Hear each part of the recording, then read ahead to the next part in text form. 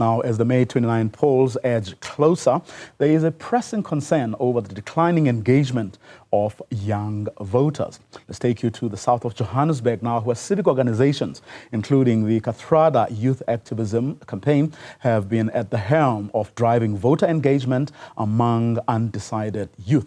Some say they will not be voting because they are yearning for a trustworthy leadership. Veronica Makhoali joins us now. Veronica, afternoon to you. What are the young people there telling you?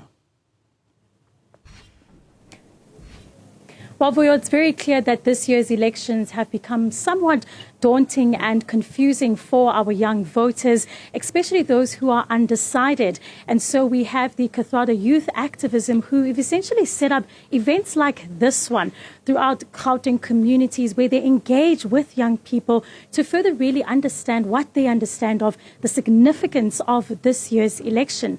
And a very innovative way in which they have done this is by introducing a board game, an election board game, where they engage with young people about political party manifestos, the electoral process. But to give us a little bit more understanding on how that essentially works is one of the organizers, Moeketsi. And I have to say, I mean, elections and games, how does it all work? Yeah, so essentially it's just, centered around, making voting a team sport, right?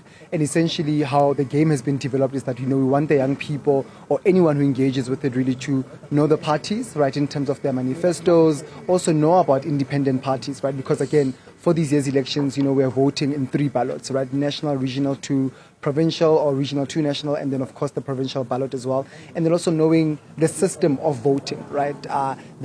Spaces like the IEC, what's going on there and how to vote and all those things. And then we also have a mystery card, and that mystery card basically, one of the things that it does is that, it holds you accountable, right, as a team, right? So for example, it will say that, one of your members or one of your political party members, for example, has been implicated in corruption, so take away these certain points. But then also sometimes it rewards you, right? It will say that, you went out to a community, you did an activation around voter education, here's 300 points. So really, it's just about, young people interacting with it to know the party system in this country, but then also knowing the system around voting. Yeah. I have to tell you, I've been watching the guys playing, and can I join you guys? Is it okay? Yeah. Can I? Okay, cool. We're gonna try this out a little bit. This is essentially the board game and what it looks like and the different card processes. And I think this young gentleman here, what's your name? My name is Makhoali. Makhoali, can I join your team? Can we play? Okay, cool. So let's go. Show me how it's done.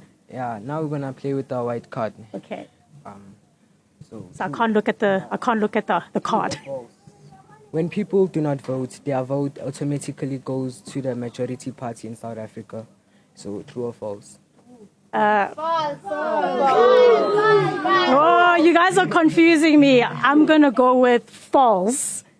Yes, it is false. And because the only votes that count in an elections are of the voters who show up to vote. Okay, so apart from just having the question there, it also gives an explainer, explaining the electoral process. I think while I've got you on the line there, let's try and throw one perhaps maybe to you in studio. Let's see which political party wants to lower private healthcare costs and guarantee a minimum package of healthcare services. Is it A, Rise Mzansi, B, Action SA, C, the DA?